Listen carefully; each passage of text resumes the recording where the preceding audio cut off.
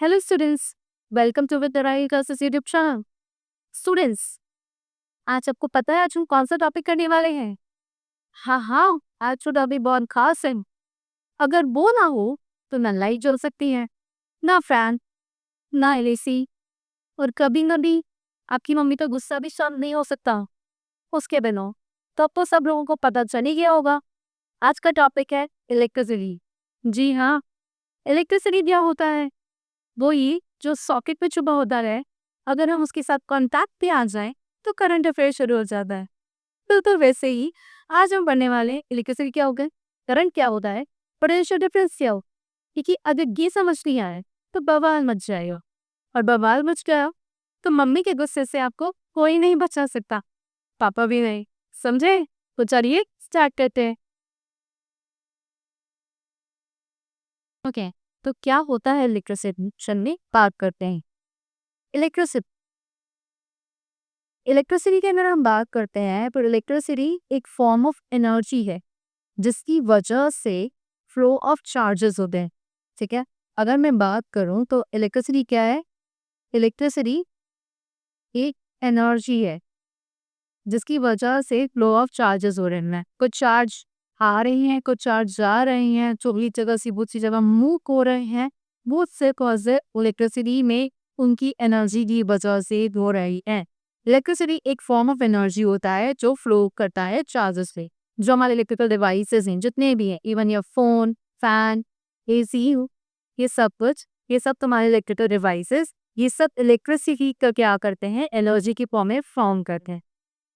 Okay, next, electricity वैसा ही है जैसा अगर हम बात करें कि इलेक्ट्रिसिटी इनविजिबल है। जैसा वाईफाई होता है वैसे बिल्कुल उसी तरीके से इलेक्ट्रिसिटी इनविजिबल है। जैसे दिखता किसी को नहीं है लेकिन चाहिए सबको, वैसे ही इलेक्ट्रिसिटी होता है।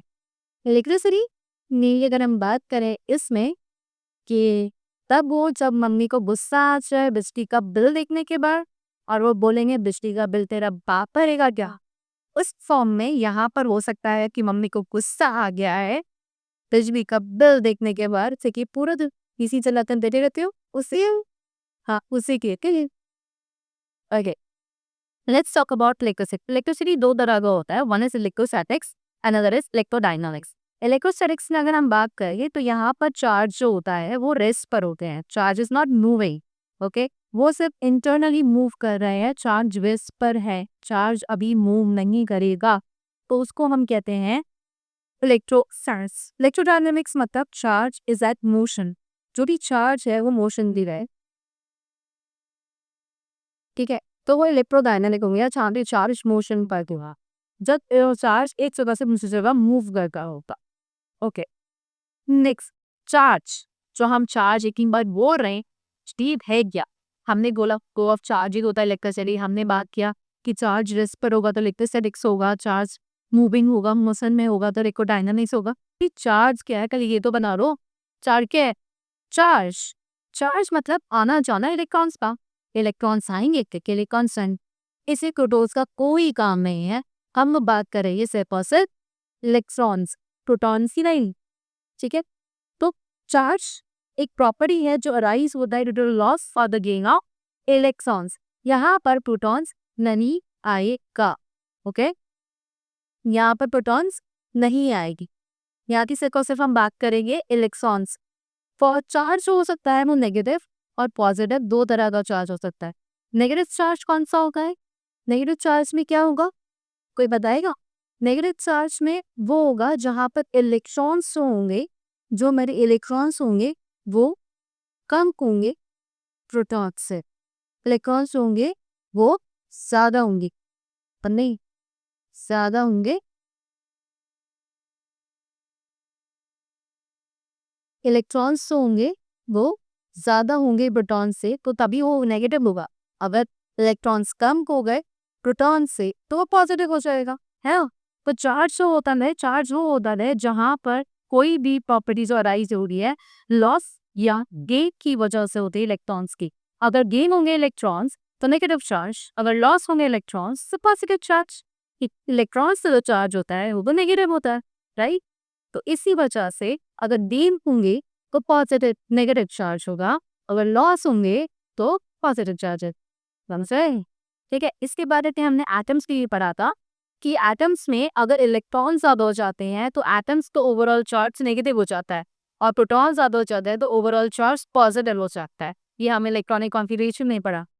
तो उसी तरीके से अगर आप इससे बात कर रहे हैं तो इसमें अगर इलेक्ट्रॉन्स ज़्यादा हो जाएंगे तो ओवरऑल नेगेटिव हो जाएगा, और अगर इलेक्ट्रॉन्स कम हो जाएंगे मतलब प्रोटॉन ज़्यादा हो जाएंगे तो ओवरऑल पॉजिटिव चार्ज हो जाएगा। सी ओके। नेक्स्ट करंट की बात करें। करंट क्या होता है? Current is a flow of charges for a particular cross section of area का नंबर पर यूनिट टाइम। ठीक है। अगर मैं बात करूं कि ये एक तरह से वायर, एक तरह की वायर है, इसमें करंट फ्लो कर रहा है, इसमें ये जो करंट फ्लो कर रहा है in a particular cross section area, एक पर्टिकुलर एरिया से को कर रहा है, उसी को मैं इलेक्ट्रिक करंट कहूंगी। यहाँ पर जितने भी चार्ज हैं, जो चार्ज हो रहे हैं वो पर्टिकुलर क्रॉस सेक्शन एरिया में हो रहे हैं ऑफ कंडक्टर। कंडक्टर मतलब वायर, एक पर्टिकुलर टाइम के अंदर तो हम क्या कहेंगे? इलेक्ट्रिक करंट कहेंगे। तो इलेक्ट्रिक करंट का जो फॉर्मूला हो जाएगा that is equals to charge. Electric current का जो फॉर्मूला होगा वो होगा चार्ज अपॉन टाइम। ठीक है। इलेक्ट्रिक करंट का जो फॉर्मूला होगा चार्ज अपॉन टाइम। हम यहाँ पे करंट को डिनोट करते हैं आई से, चार्ज को डिनोट करते हैं क्यू से, और टाइम को डिनोट करते हैं टी से। इसी वजह से जो हमारा फॉर्मूला बनेगा I is equals to Q upon T बनेगा। समझ आया? इसी तरह से इसकी एसआई यूनिट जो बनेगी, वो बनेगी क्योंकि जो दे चार्ज की कूलम होती है, ये हम सबको पता है, और टाइम की होती है सेकेंड। तो एसआई यूनिट जो बनेगी कूलम पर सेकेंड हो सकती। ठीक है। या फिर इसकी एक और एसआई यूनिट होती है जिसको हम कहते हैं एम्पियर। ओके। और तो करंट क्या है? Flow of charge. जिस तरह से यहाँ पे रोड पर ट्रैफिक मूव हो रहा है उसी तरह से करंट फ्लो होता रहता है कंडक्टर में अंदर। करंट रुकता नहीं, के करंट जो होता है वो फ्लो होता रहता है। सब फ्लो ऑफ चार्ज एक पर्टिकुलर एरिया में। ओके। करंट मूव होता रहेगा, अगर उसी डायरेक्शन में जाए तो मूव होना बंद कर देगा, वरना मूव होता रहेगा। मतलब उसी कंडक्टर में मूव होता रहेगा जब तक उसे डायरेक्शन नहीं नहीं। तो current is a flow of charge just like a traffic on the road. Okay. Let's talk about 1 ampere. जैसे हमने बात किया कि करंट की जो एसआई यूनिट है वो एम्पियर पी होती है। तो व्हाट इज 1 एम्पियर? 1 एम्पियर का क्या मतलब? 1 एम्पियर का मतलब है कि एक कूलम चार्ज 1 सेकंड में।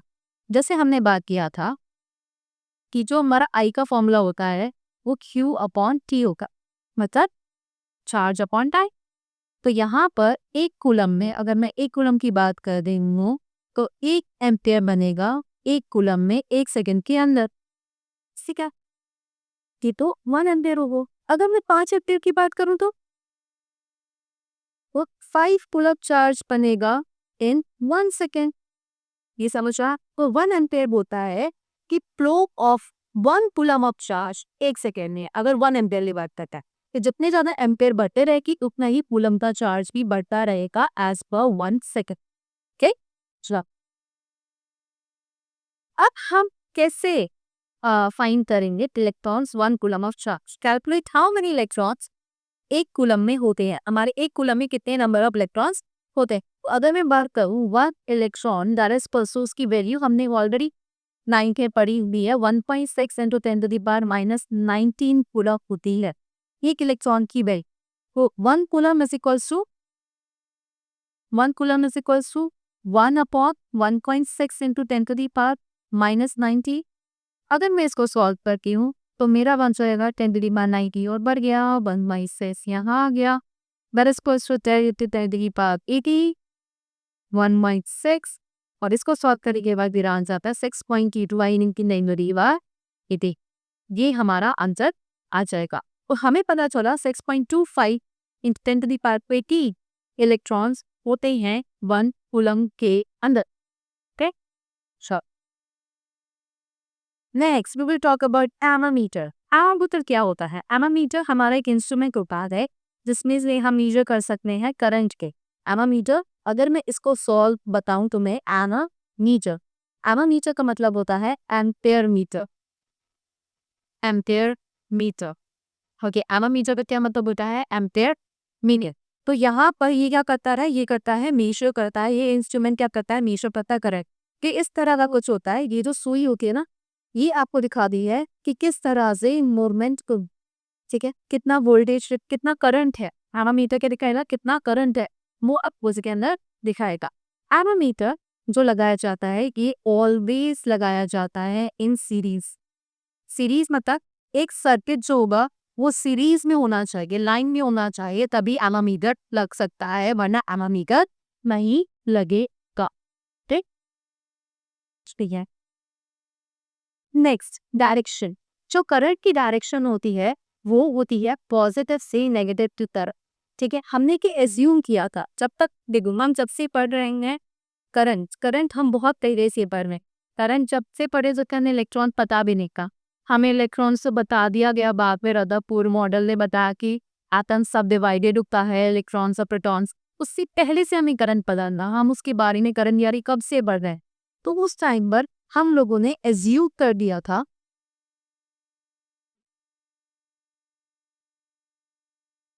उस टाइम पर हम लोगों ने एज्यूम कर दिया था जो करंट फ्लो होता है वो पॉजिटिव से नेगेटिव की तरफ होता है। ठीक है, तब तक तो हमें पता नहीं था, कोई इससे हमने इस चीज़ पर assume कर रहे हैं। लेकिन जब हमें पता चला, वो जब हमें पता चला कि इलेक्ट्रॉन्स होते हैं, इलेक्ट्रॉन्स मूव करते हैं, वो नेगेटिव से पॉजिटिव की तरफ मूव करते हैं। ये जो मूवमेंट है ये इलेक्ट्रॉन्स का है। ठीक है, और ये जो है ये जो मैं दिखा रही हूँ पेन मार्क से, ये करंट का मूवमेंट है। ओके, तो ये जो मूवमेंट होता है ये करंट का है। तो करंट मूव करता है पॉजिटिव से नेगेटिव, तो इलेक्ट्रॉन्स क्या करेंगे? इलेक्ट्रॉन्स इसका बिल्कुल उल्टा करेंगे, तो इलेक्ट्रॉन्स मूव करेंगे फ्रॉम नेगेटिव टू पॉजिटिव। तो ये हो गया direction of current. Okay, show हो गया। फ्लो ऑफ चार्ज किस तरीके से होता है? करंट पार्टिकल इसका, इलेक्ट्रॉन इसका। ओके, अगर आप बात करें कि बिना किसी बैटरी के फ्लो ऑफ चार्ज कैसा होगा, अच्छा बैटरी नहीं होगी, वो एक कंटेनर में जो इलेक्ट्रॉन्स है वो वहीं के वहीं मूव करते रहने रैंडम। इससे अगर मैं बात कर, एक कंटेनर,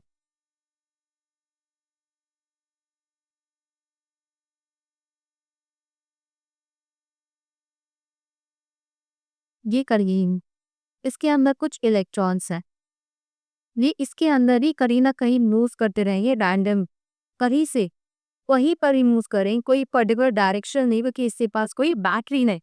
जब तक बैटरी नहीं होगी, बैटरी मतलब एक तरीके से पोटेंशियल देता है, इसके बारे में बताऊंगी पोटेंशियल डिफरेंस क्या होता है, करिए समझ के। अगर बैटरी नहीं है तो नेट इलेक्ट्रॉन्स जो कंटेनर के अंदर प्रेजेंट होते हैं वो जो होते हैं वो रैंडम भी मिस करते हैं, जिसकी वजह से हम बोल सकते हैं कि जो करंट हुआ वो नेट करंट जो निकलेगा इसमें से वो जीरो निकलेगा। इट पास मूव करेगा ही पर भी, तो उसकी वजह से जो करंट निकलेगा वो एक तरीके से बिल्कुल जीरो बाहर निकलेगा, क्योंकि इलेक्ट्रॉन्स कोई पर्टिकुलर डायरेक्शन नहीं निकलेगा। नेक्स्ट, जब बैटरी होगी तो जहां पर कंडक्टर अप्लाई किया जाएगा, इलेक्ट्रॉन्स मूव करके पॉजिटिव टर्मिनल ऑफ बैटरी की तरफ, क्योंकि इलेक्ट्रॉन्स जो मूव करते हैं वो नेगेटिव से पॉजिटिव की तरफ मूव करते हैं। जैसे अगर मैं इसे बनाऊं, ये पॉजिटिव है ये नेगेटिव है, ये यहाँ पे मैंने स्विच बना दिया, शिकिर अपना यहाँ पर मैंने ये बाय, ये कंडक्टर है, कंडक्टर वायर है, लेकिन मैं वो दिखा रही, ये पॉजिटिव, ये जितनी भी इलेक्ट्रॉन्स होंगे ये पॉजिटिव की तरफ मूव करेंगे एक पर्टिकुलर डायरेक्शन। समझ रहा, ये एक पर्टिकुलर डायरेक्शन में मूव करेंगे, जिसकी वजह से कभी भी इसके अंदर करंट जीरो नहीं होगा, नेट करंट तब की जीरो नहीं होगा, क्योंकि वो एक पैटर्न में मूव करेंगे, पर्टिकुलर डायरेक्शन में मूव करेंगे, क्योंकि इसके अंदर बैटरी आ गई, बैटरी होने की वजह से एक डायरेक्शन होंगे इलेक्ट्रॉन्स तो मूव करने के लिए, इलेक्ट्रॉन्स जो मूव करते हैं नेगेटिव से पॉजिटिव की तरफ मूव करते हैं, जिसकी वजह से जो करंट होगा नेट करंट जगह कभी भी जीरो नहीं होगा। ओके, समझा? विथ नेक्स्ट टॉपिक हम बात कर रहे हैं electric potential. Electric potential, electric potential का मतलब होता है जो वर्क किया गया है चार्ज के फ्रॉम इन्फिनिटी से इन पर्टिकुलर पॉइंट तक, उसे हमने लिखी तो पोटेंशियल का वर्क किया है। कि वो इन्फिनिटी से कोई एक पर्टिकुलर पॉइंट तक लेकर जाता है तो हम उसे इलेक्ट्रिक पोटेंशियल कहते हैं। ओके, अब इलेक्ट्रिक पोटेंशियल का मतलब क्या हो गया कि जितना भी इलेक्ट्रिक पोटेंशियल का मतलब हो गया जितना भी वर्क हुआ है, वर्क डन है इन अ चार्ज, तो उसको हम कहेंगे इलेक्ट्रिक पोटेंशियल। ठीक है, work done in the charge, electric potential को जो हम रेफर करते हैं वो बी से करते हैं, वर्क इज द जूल, ये सबको पता है, एंड ये चार्ज।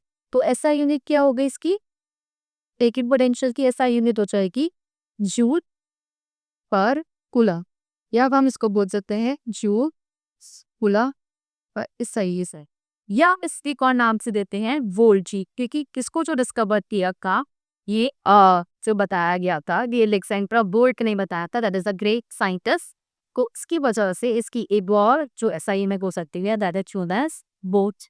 ठीक है, इनको उसी बारे में मैं जिसने बताया था अलेक्जेंडर वोल्ट है। Okay, so there is a difference with the potential difference in electric potential. अब उस चीज के बारे में बात करने हैं। इलेक्ट्रिक पोटेंशियल वो था जो इन्फिनिटी से पर्टिकुलर पॉइंट जो भी हम काम कर रहे हैं, जो भी काम चार्ज नहीं किया है वो, ठीक है। लेकिन पोटेंशियल डिफरेंस है एक पॉइंट से दूसरे पॉइंट तक, एक गिवन पॉइंट से दूसरे गिवन पॉइंट तक के बीच में जो भी काम हो रहा है चार्ज के थ्रू से हम पोटेंशियल डिफरेंस करेंगे।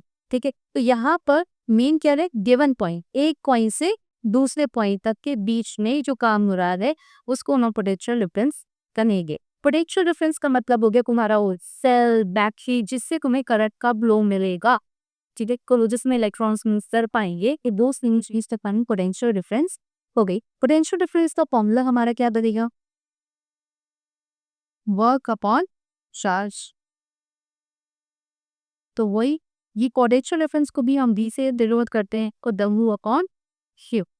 ठीक, पोटेंशियल डिफरेंस जो होता है उसको भी हम उसकी ऐसा इक्वेशन जो होगी वो भी क्या होगी, वो भी वोल्ट होगी। Next is volt meter. Volt meter वो इंस्ट्रूमेंट हो रहा है जैसे करंट को नापने के लिए एमोमीटर रहता है, इसे वोल्ट को नापने भी पोटेंशियल डिफरेंस को नापने के लिए वोल्ट मीटर रहता है। वोल्ट पे यूज किया जाता है मेजर करने के पोटेंशियल डिफरेंस। ये जो तुम्हें दिख रहा है ये वोल्ट मीटर है। जैसे एमोमीटर हमेशा सीरीज में रखा जाता था, वोल्ट मीटर हमेशा ऑलवेज जो रखा जाएगा ऑलवेज है पैरेलल रखा जाएगा। जब कोई सर्किट पैरेलल में होगा वहीं पर हम वोल्ट मीटर लगा सकते हैं, सीरीज में नहीं लगा सकते। देखो ना, अगर मैं करंट एक सर्किट है, ठीक है, यहाँ पर ये बल्ब है,